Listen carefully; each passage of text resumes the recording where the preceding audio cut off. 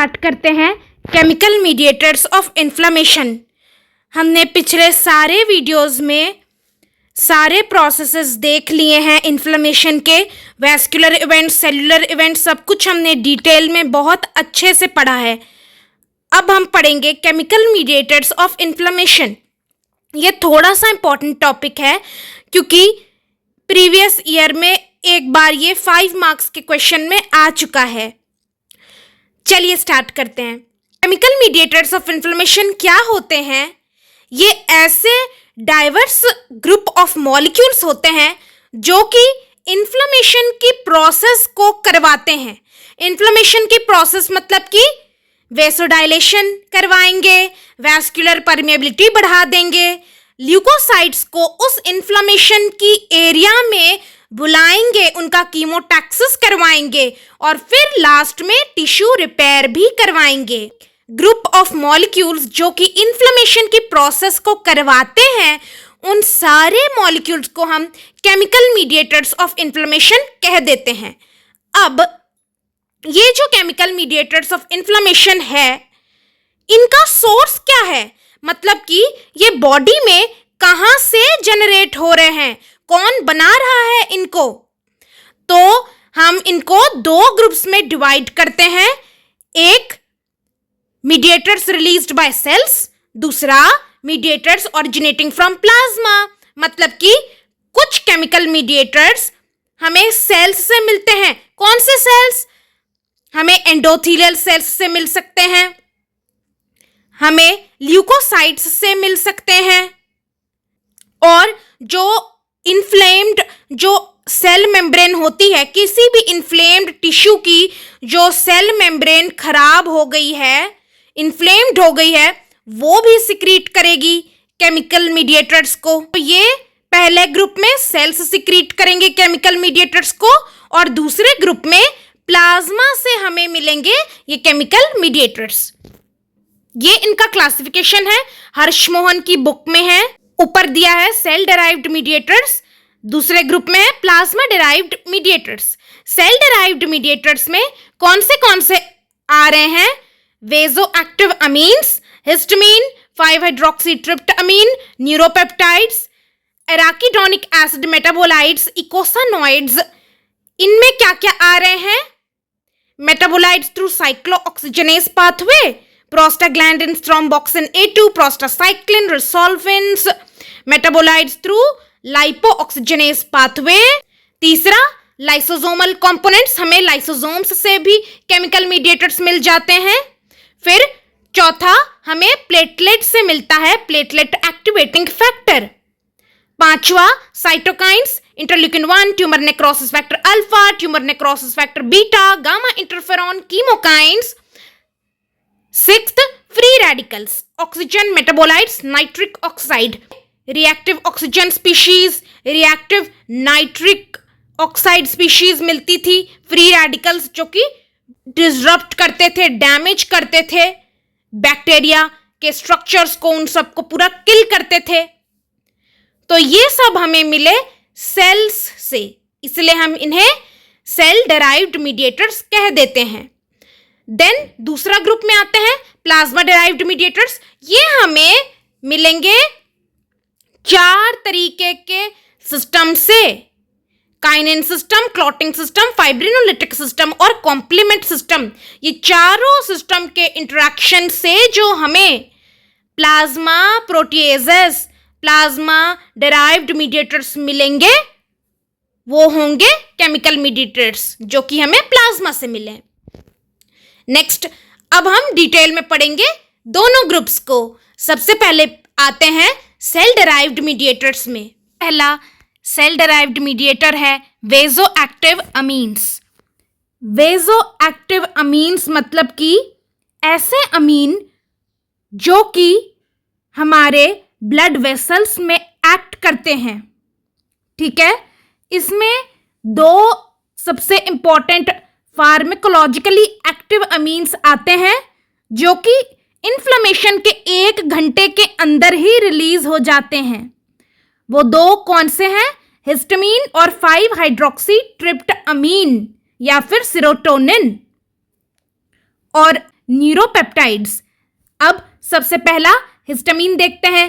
Histamine कहाँ से release होते हैं? मैस्ट सेल्स, बेसोफिल्स और प्लेटलेट्स के अंदर जो ग्रैन्यूल्स होते हैं उनमें हिस्टामिन स्टोर्ड रहते हैं और जब उन्हें स्टिमुलाई मिलता है तब जाके वो रिलीज होते हैं। अब कौन सा स्टिमुलाई मिलेगा जिसके वजह से हिस्टामिन रिलीज होंगे? यहाँ पर 4 तरीके के स्टिमुलाई दिए गए हैं।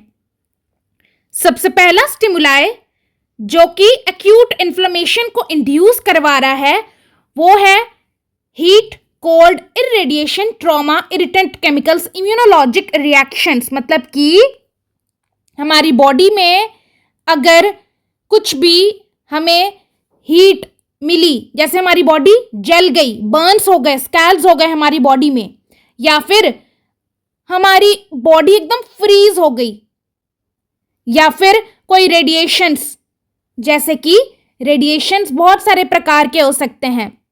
हमारी चारों तरफ इलेक्ट्रोमैग्नेटिक रेडिएशंस ही हैं, तो वो रेडिएशंस या तो किसी सर्जरी के वजह से हो सकते हैं या तो कोई भी, जैसे हम दिन भर वाईफाई के ही अंडर रहते हैं, हम दिन भर ब्लूटूथ स्पीकर्स लगा कर रखते हैं, फ़ोन के कांटेक्ट में रहते हैं, तो हम बहुत सारे रेडिएशंस के वजह से भी हमारे बॉडी में एक्यूट इन्फ्लेमेशन जनरेट होता है। फिर कोई एक्सीडेंट हो गया, चोट लग गई, ट्रॉमा, या कोई इरिटेंट केमिकल्स से एक्सपोज हो गए हम, या फिर कोई भी इम्यूनोलॉजिक रिएक्शंस हमारे बॉडी में भी एक्यूट इन्फ्लेमेशन को जनरेट करेंगे और ये सारे सब्सटेंसेस एक्ट करेंगे एक स्टिमुलस की तरह हिस्टामिन को रिलीज करवाने के लिए। फिर एनाफाइलोटॉक्सिन्स, मतलब कि ये कॉम्प्लीमेंट प्रोटीन्स के फ्रेगमेंट होते हैं C3A और C5A, जो कि जनरेट कब होते हैं? जब कॉम्प्लीमेंट सिस्टम चलता है, क्लासिकल पाथवे, ऑल्टरनेट पाथवे, ये जब पाथवे चलते हैं तब C3A और C5A कॉम्प्लीमेंट प्रोटीन के फ्रेगमेंट्स बनते हैं। इन्हीं को हम एनाफाइलोटॉक्सिन्स कहते हैं। एनाफाइलोटॉक्सिन्स क्यों कहते हैं? क्योंकि ये एनाफाइलैक्सिस जैसे रिएक्शन को जनरेट करवाते हैं।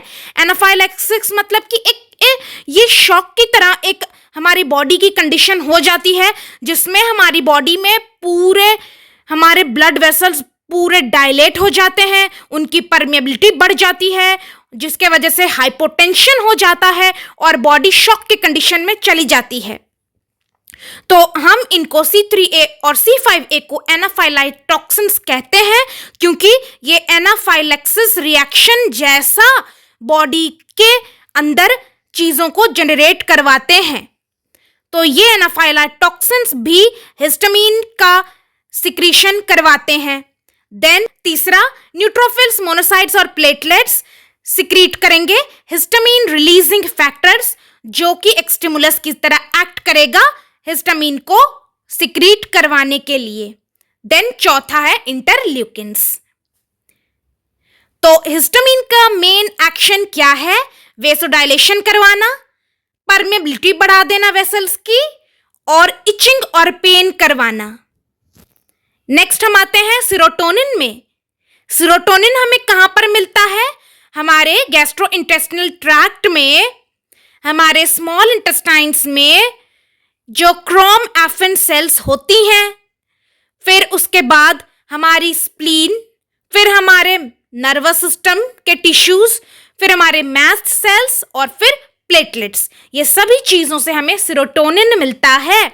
आपने सुना होगा कि सीरोटोनिन हमारे गट में 90% सीरोटोनिन सिक्रीट होता है, जो कि हमारी गट की हेल्थ को मेंटेन करके रखता है। नर्वस सिस्टम में तो बस 10% सीरोटोनिन सिक्रीट होता है, लेकिन 90% सीरोटोनिन तो हमारी जीआईटी में प्रोड्यूस होता है। तो इसके क्या क्या एक्शंस हैं? इसके वही सेम एक्शन है हिस्टामिन की तरह, वेसोडाइलेशन और वैस्कुलर परमेबिलिटी को बढ़ाना, लेकिन ये हिस्टामिन से कम पोटेंट है। देन न्यूरोपेप्टाइड्स। न्यूरोपेप्टाइड्स में कौन से वेजो एक्टिव अमीन्स आ जाएंगे? सब्सटेंस पी, न्यूरोकाइनिन ए, वेजो एक्टिव इंटेस्टिनल पॉलीपेप्टाइड जो कि अगेन इंटेस्टाइन से सिक्रीट हो रहा है, सोमैटोस्टैटिन जो कि पैंक्रियाज से सिक्रीट हो रहे हैं। तो ये ना एक्चुअली छोटे प्रोटीन के मॉलिक्यूल्स होते हैं। आप इन्हें न्यूरोट्रांसमीटर्स भी कह सकते हैं, जो कि सेंट्रल नर्वस सिस्टम और पेरिफेरल नर्वस सिस्टम से सिक्रीट होते हैं। इनका फंक्शन क्या है?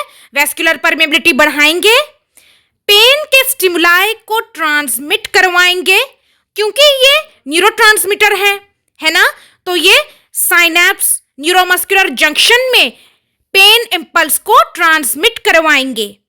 और हमारे जो मैस्ट सेल्स हैं जो कि इंटरस्टिशियल स्पेस में बैठे रहते हैं, वो इंटरस्टिशियल स्पेस में जब इन्फ्लेमेशन होता है तो वहां के मैस्ट सेल्स के डीग्रैन्युलेशन के द्वारा भी न्यूरोपेप्टाइड्स सिक्रीट होते हैं। देन अब आ जाते हैं दूसरा chemical mediator, arachidonic acid metabolites eicosanoids. ये क्या है? इस डायग्राम से हम समझते हैं। जैसे कि ये ऊपर हमने सेल मेम्ब्रेन देखी फॉस्फोलिपिड की, ठीक है। फॉस्फोलिपिड बायलेयर होती है हमारी सेल मेम्ब्रेन, उसमें कोई डैमेज हो गया, उसका इन्फ्लेमेशन हो गया, तब क्या होगा कि हमारी सेल मेम्ब्रेन जो फॉस्फोलिपिड से बनी है, उस फॉस्फोलिपिड का ब्रेकडाउन हो जाएगा एराकिडोनिक एसिड में। कौन करेगा ब्रेकडाउन? फॉस्फोलाइपेज एंजाइम इस फॉस्फोलिपिड को ब्रेक डाउन करके एराकिडोनिक एसिड में कन्वर्ट कर देगा। अब ये एराकिडोनिक एसिड दो पाथवे में जाएंगे, एक है साइक्लोऑक्सीजनेस पाथवे, दूसरा है लाइपोऑक्सीजनेस पाथवे।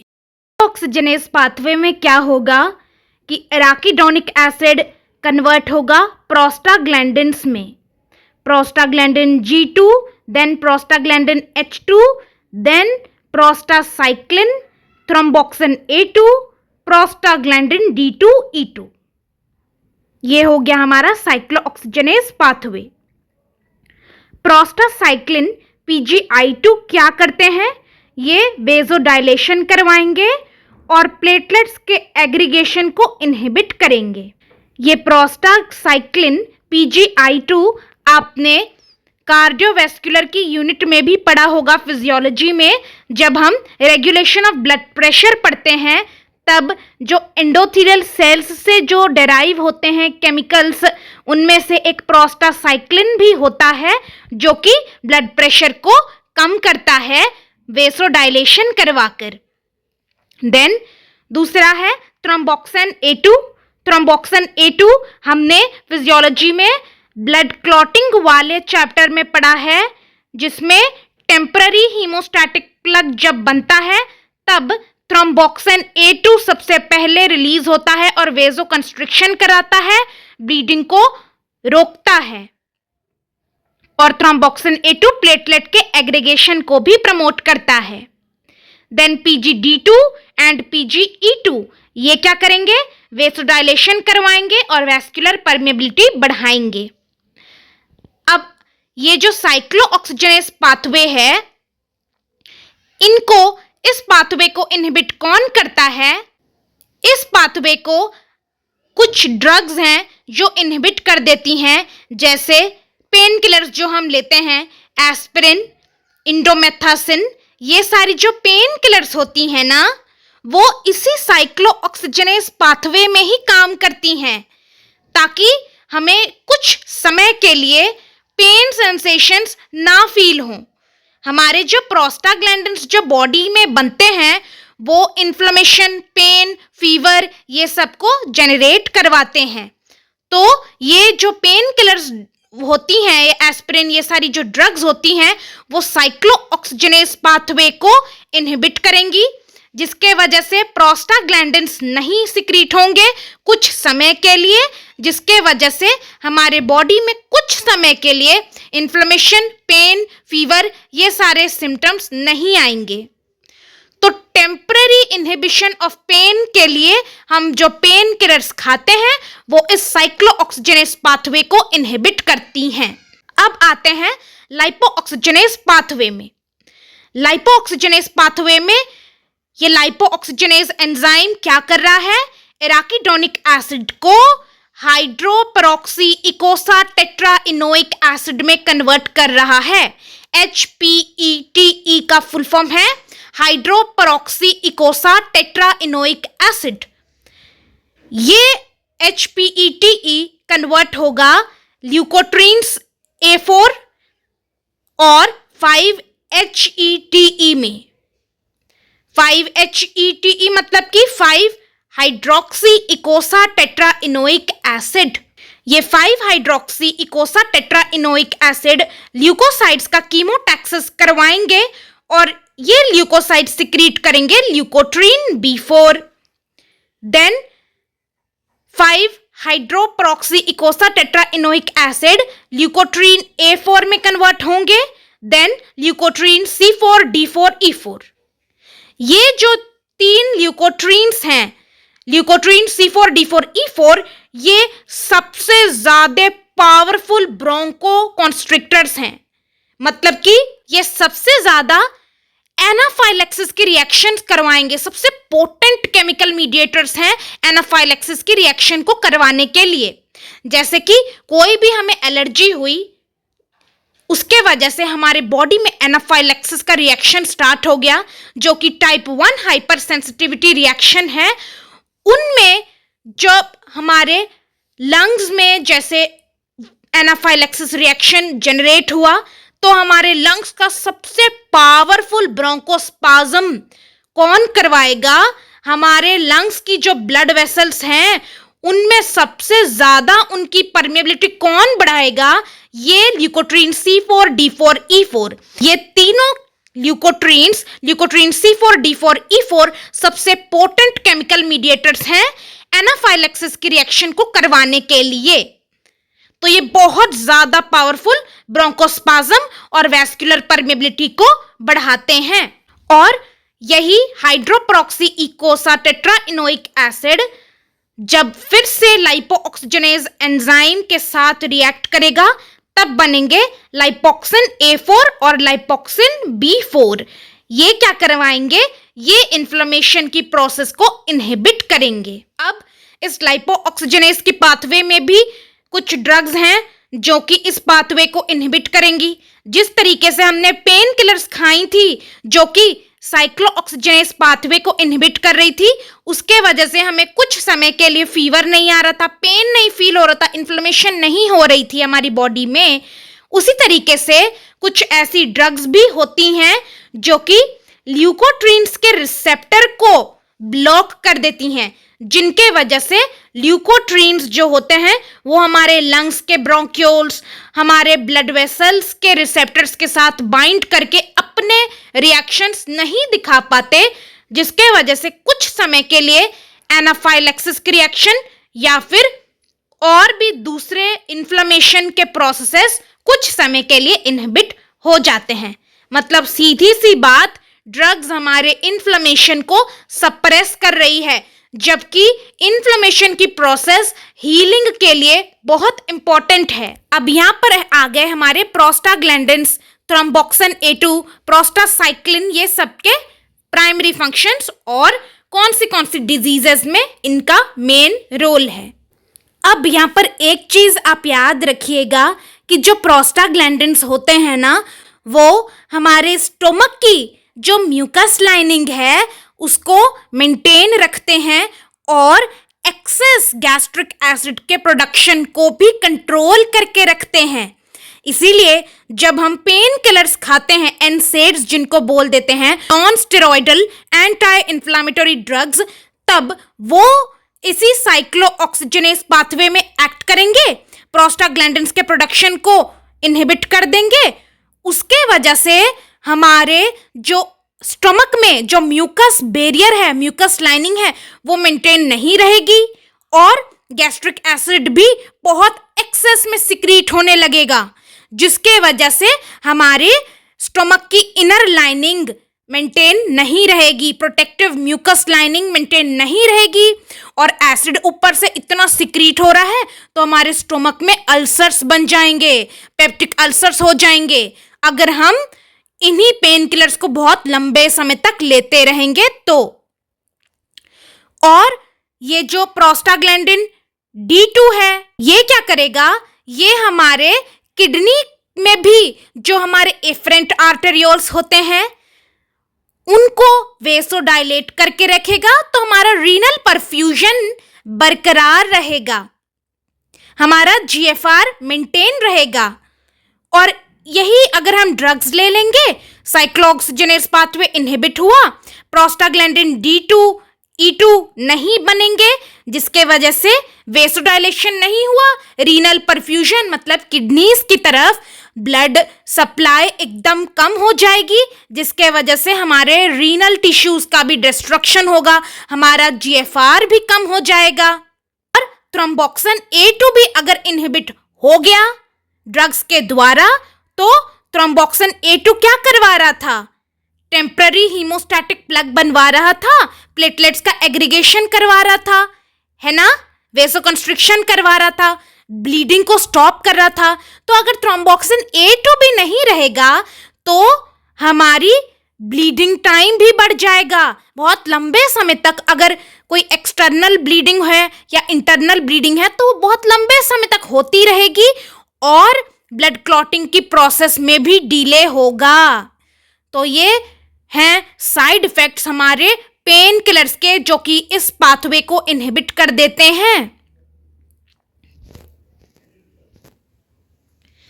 इसमें यही दिया है, ये भी हर्षमोहन की बुक में है, सेम चीज दी है जो हमने इस डायग्राम में देखी थी। नेक्स्ट हम आते हैं तीसरे सेल डिराइव्ड मीडिएटर में, जो कि हमें लाइसोसोम्स से मिल रहे हैं। अब लाइसोसोम ग्रैन्यूल्स किसमें होते हैं, न्यूट्रोफिल्स, मोनोसाइट्स, मैक्रोफेजेस, ये सब सिक्रीट करते हैं लाइसोसोम के कंपोनेंट्स डिग्रैन्युलेशन के द्वारा। तो अब लाइसोसोम में कौन से ग्रैन्यूल्स रहेंगे, प्राइमरी ग्रैन्यूल, सेकेंडरी ग्रैन्यूल और टर्शियरी ग्रैन्यूल। प्राइमरी ग्रैन्यूल्स में कौन से आ जाएंगे, myeloperoxidase, acid hydrolase, acid phosphatase, lysozyme, defensin, phospholipase, cathepsin G, elastase और प्रोटीएज।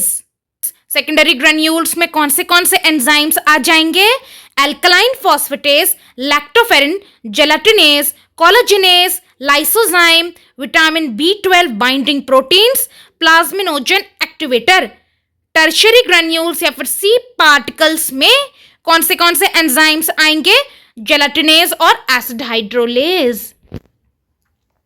तो ये सारे जो ग्रैन्यूल्स होंगे ये इन्फ्लेमेशन के अलग अलग स्टेप में एक्ट करेंगे और बैक्टीरिया को डिग्रेड करवाएंगे और वहां के एरिया में, इन्फ्लेम्ड एरिया में फैगोसाइटोसिस करके वहां के एरिया को क्लीन करेंगे और फिर बाद में टिश्यू रिपेयर भी करवाएंगे।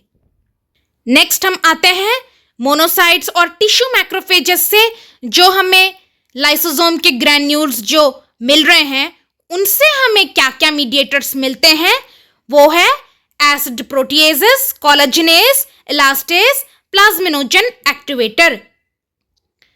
अब ये वाले जो हमें न्यूट्रोफिल्स से ग्रैन्यूल्स जो मिले थे, न्यूट्रोफिल्स में जो लाइसोसोम के ग्रैन्यूल्स थे वो 3 तरह के थे, प्राइमरी, सेकेंडरी, टर्शियरी।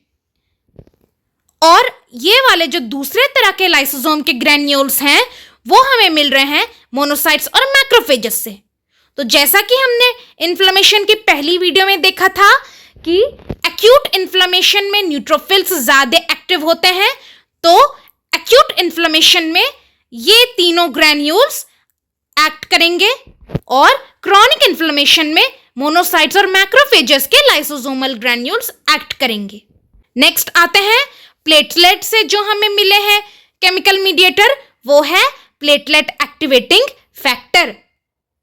ये कहां से हमें मिल रहे हैं, ये हमें IgE सेंसिटाइज्ड बेसोफिल्स या mast cells, leukocytes, endothelium, platelets, ये चारों से मिल रहे हैं। IgE सेंसिटाइज्ड बेसोफिल्स और मास्ट सेल्स मतलब कि जब भी हमारी बॉडी में कोई भी एलर्जन आता है तब उस एलर्जन के खिलाफ जो एलर्जिक एंटीबॉडी IgE बनती है, वो IgE एंटीबॉडी हमारे बेसोफिल्स और मास्ट सेल्स की सेल मेम्ब्रेन में लोड हो जाती है, एक्सप्रेस हो जाती है। तो यही IgE सेंसिटाइज्ड बेसोफिल्स और मास्ट सेल्स, ये दोनों भी सिक्रीट करेंगे प्लेटलेट एक्टिवेटिंग फैक्टर जब भी कोई भी एलर्जन उस IgE एंटीबॉडी से बाइंड करेगा, तब ये बेसोफिल्स और mast cells platelet activating factor secrete करेंगे और हमें ल्यूकोसाइट से भी मिलेगा, एंडोथेलियम की लाइनिंग से भी मिलेंगे और प्लेटलेट से मिलेंगे प्लेटलेट एक्टिवेटिंग फैक्टर। इनका फंक्शन क्या है? प्लेटलेट एक्टिवेटिंग फैक्टर नाम से ही पता चल रहा है, मतलब ये प्लेटलेट्स को एक्टिवेट करके प्लेटलेट्स का एग्रीगेशन करवाएंगे और ब्लड क्लॉटिंग की प्रोसेस को चलाएंगे। और इनके क्या फंक्शंस हैं?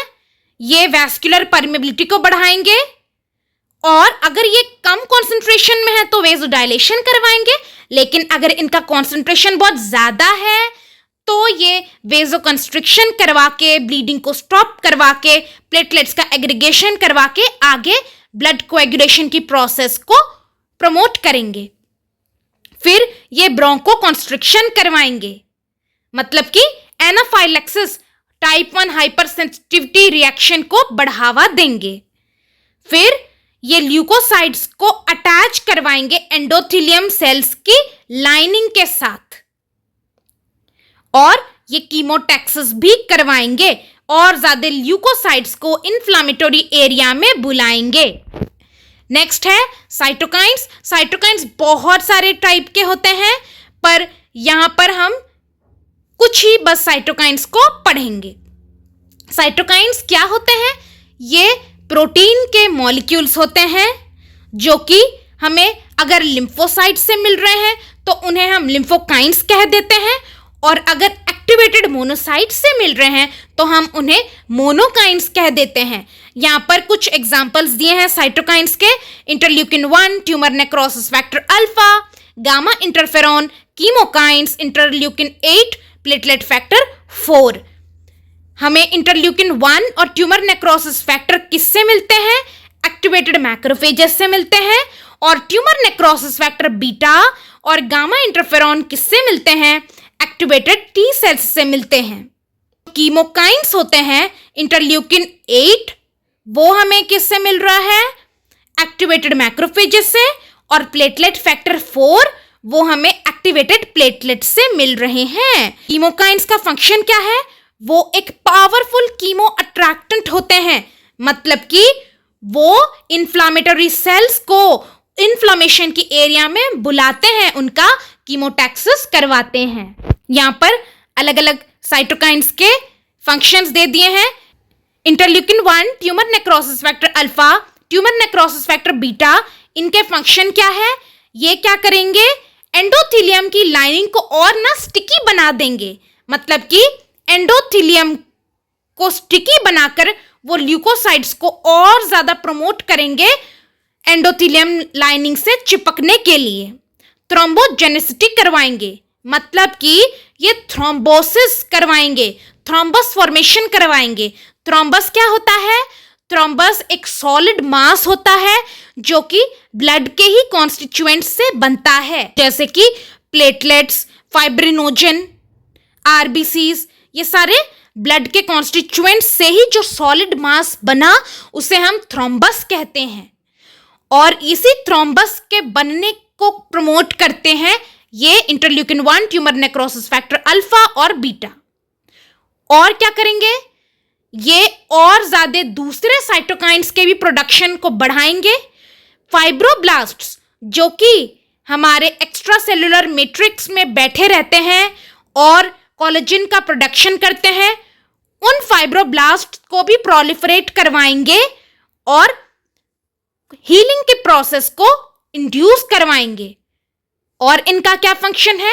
एक्यूट फेज रिएक्शन करवाएंगे, मतलब कि लिवर से जो acute phase proteins C reactive protein जो जेनरेट होते हैं इन्फ्लेमेशन के दौरान, उसको भी बनवाएंगे लिवर के द्वारा, इंड्यूस करवाएंगे उनका प्रोडक्शन सी रिएक्टिव प्रोटीन का, ये सारे साइटोकाइंस। इसलिए जब हम ब्लड टेस्ट करवाते हैं और सी रिएक्टिव प्रोटीन बढ़ा हुआ आता है जो कि एक एक्यूट फेज रिएक्टेंट प्रोटीन है, तो वो क्या इंडिकेट कर रहा है? वो इंडिकेट कर रहा है कि हमारी बॉडी में कहीं ना कहीं इन्फ्लेमेशन चल रही है, लेकिन वो किस जगह पर चल रही है, किस ऑर्गन पे चल रही है, वो सी रिएक्टिव प्रोटीन नहीं बता सकता। सी रिएक्टिव प्रोटीन के लेवल्स जब बढ़े हुए आते हैं ब्लड टेस्ट में, तो बस वो एक इंडिकेशन है कि बॉडी में इन्फ्लेमेशन चल रहा है, पर वो किस बॉडी पार्ट में चल रहा है वो नहीं बता सकता C reactive protein. C reactive protein कब सिक्रीट होता है? ये सारे साइटोकाइंस जब इनके सिक्रीशन को प्रमोट करते हैं लिवर के द्वारा। नेक्स्ट, गामा इंटरफेरॉन, इसका क्या फंक्शन है? ये मैक्रोफेजेस, न्यूट्रोफिल्स, ये सबको एक्टिवेट करेंगे। ये नाइट्रिक एसिड सिंथेज एंजाइम का सिंथेसिस करवाएंगे, जिसके वजह से नाइट्रिक ऑक्साइड के इंटरमीडिएट्स बनेंगे जो कि बैक्टीरिया की किलिंग और डिग्रेडेशन में हेल्प करते हैं। कीमोकाइंस क्या करवाते हैं? ये कीमोटैक्सिस करवाएंगे। ये बहुत पावरफुल कीमो अट्रैक्टेंट होते हैं। तो इंटरल्यूकिन 8 क्या है? न्यूट्रोफिल्स का कीमोटैक्सिस करवाते हैं। प्लेटलेट फैक्टर 4 क्या करेंगे? न्यूट्रोफिल्स, मोनोसाइट्स, इओसिनोफिल्स का कीमोटैक्सिस करवाएंगे। मेजर कैटायनिक पेप्टाइड जो कि इओसिनोफिल्स से सिक्रीट होते हैं, ये क्या कराएंगे? मोनोसाइट्स का कीमोटैक्सिस करवाएंगे। और इयोटैक्सिन जो कि अगेन इओसिनोफिल्स से सिक्रीट होते हैं, वो इओसिनोफिल्स का ही कीमोटैक्सिस करवाएंगे। ये सारे केमिकल मीडिएटर्स ऑफ इन्फ्लेमेशन अलग अलग हाइपर सेंसिटिविटी रिएक्शन में भी सिक्रीट होते हैं और इन्फ्लेमेशन के प्रोसेस को और बढ़ावा देते हैं, और फिर उसके बाद फर्दर वो फाइब्रोब्लास्ट्स को भी स्टिमुलेट करके हीलिंग की प्रोसेस को भी प्रमोट करते हैं।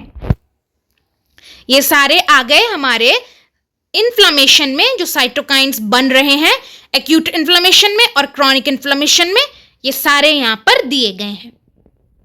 नेक्स्ट हम आते हैं रिएक्टिव ऑक्सीजन स्पीशीज और रिएक्टिव नाइट्रिक ऑक्साइड स्पीशीज में। ऑक्सीजन डिराइव्ड मेटाबोलाइट्स, इनका क्या फंक्शन है? ये क्योंकि ये रिएक्टिव ऑक्सीजन स्पीशीज हैं, बहुत हाईली रिएक्टिव होते हैं, एक इलेक्ट्रॉन की कमी होती है इनके पास, तो ये अपना ऑक्टेट कंप्लीट करने के लिए ना अलग अलग टिश्यू से रिएक्ट करते हैं और उन्हें डैमेज करते हैं। तो वो क्या क्या करेंगे? एंडोथेलियल सेल्स की लाइनिंग को डैमेज कर देंगे, जिसके वजह से वैस्कुलर परमेबिलिटी बढ़ जाएगी। और क्या करेंगे? और ये बहुत सारे दूसरे सेल्स को भी डैमेज करेंगे। हमारे बैक्टीरिया पैथोजेंस, उनको भी किल करेंगे, उनको भी डिग्रेड करेंगे रेस्पिरेटरी बर्स्ट की प्रोसेस के साथ। और क्या करेंगे? ये प्रोटीएजेस को एक्टिवेट कर देंगे और एंटी प्रोटीएज को इनएक्टिवेट कर देंगे, जिससे क्या होगा? प्रोटीएज क्या है? प्रोटीन डिग्रेडिंग एंजाइम है ना। अब प्रोटीएज एक्टिवेट हो गया और एंटी प्रोटीएज इनएक्टिव हो गया, तो क्या होगा? हमारी जो एक्स्ट्रा सेलुलर मैट्रिक्स के जो प्रोटीन्स है, कोलेजन, लैमिनिन, फाइब्रोनेक्टिन, ये सारे एक्स्ट्रा सेलुलर मैट्रिक्स के प्रोटीन का भी डिग्रेडेशन करेगा प्रोटीएज एंजाइम। तो ये हो गए ऑक्सीजन डिराइव्ड मेटाबोलाइट्स के फंक्शन। क्या? एंडोथेलियल सेल्स की डैमेज करेंगे लाइनिंग को, जिसके वजह से हमारे ब्लड वेसल्स की परमेबिलिटी बढ़ जाएगी। दूसरे भी सेल्स को डैमेज कर देंगे, पैथोजेंस की किलिंग और डिग्रेडेशन करेंगे, प्रोटीएज को एक्टिवेट करेंगे और एंटी प्रोटीएज को इनहिबिट करेंगे, जिसके वजह से एक्स्ट्रा सेलुलर मैट्रिक्स के प्रोटीन का भी ब्रेकडाउन होगा। नाइट्रिक ऑक्साइड का क्या फंक्शन है? नाइट्रिक ऑक्साइड वेसोडाइलेशन करवाता है। नाइट्रिक ऑक्साइड हमें सबसे ज़्यादा रॉ फूड से मिलता है, इसीलिए हमें कहते हैं कि हमें हमारी डाइट में 50% से ज़्यादा रॉ फूड होना चाहिए हमारे हर दिन की डाइट में, क्योंकि रॉ फूड से हमें सबसे ज़्यादा हीलिंग एंजाइम्स मिलते हैं, लिविंग एंजाइम्स मिलते हैं, और नाइट्रिक ऑक्साइड सबसे ज्यादा मिलता है, जो कि हमारी ब्लड वेसल्स को ओपन करके रखता है, वेसोडाइलेट करके रखता है, जिसके वजह से कोई भी हार्ट अटैक, स्ट्रोक या फिर सर्कुलेटरी डिस्टरबेंसेस के चांसेस एकदम मिनिमम रहते हैं। और क्या काम करता है नाइट्रिक ऑक्साइड? ये प्लेटलेट्स को एक्टिवेट नहीं होने देता, जिसके वजह से हमारे ब्लड में अननेसेसरी क्लॉट्स नहीं बनते, और माइक्रोबिसिडल भी इनका एक्शन है, मतलब कि माइक्रोब्स को किल करने का एक्शन। अब आते हैं हम plasma derived mediators. Cell mediators में हमने सब पढ़ लिया, पूरे 6 टाइप्स के सेल डिराइव्ड मीडिएटर्स में। अब हम आते हैं प्लाज्मा डिराइव्ड मीडिएटर्स। ये होते हैं प्लाज्मा प्रोटीएजेस, और ये बनते कहाँ से हैं? 4 इंटरलिंक्ड सिस्टम से ये बनते हैं, काइनिन, क्लॉटिंग, फाइब्रिनोलिटिक और कॉम्प्लीमेंट सिस्टम। ये चारों सिस्टम के अपने अपने एक्सेलरेटर्स होते हैं और इनहिबिटर्स होते हैं, जो कि इन चारों सिस्टम्स को कंट्रोल में रखते हैं। ये सारे इनहिबिटर्स और एक्सेलरेटर्स ये चारों सिस्टम्स को ना ही बहुत ज़्यादा होने देते हैं, ना ही बहुत कम होने देते हैं, एकदम कंट्रोल में रखते हैं, होम्योस्टैसिस मेंटेन रखते हैं। इसमें सबसे पहला हम पढ़ेंगे काइनिन सिस्टम। अब काइनिन सिस्टम में सबसे पहला जो आ रहा है वो है हमारा कॉन्टैक्ट फैक्टर, मतलब कि क्लॉटिंग फैक्टर 12, हेजमैन फैक्टर।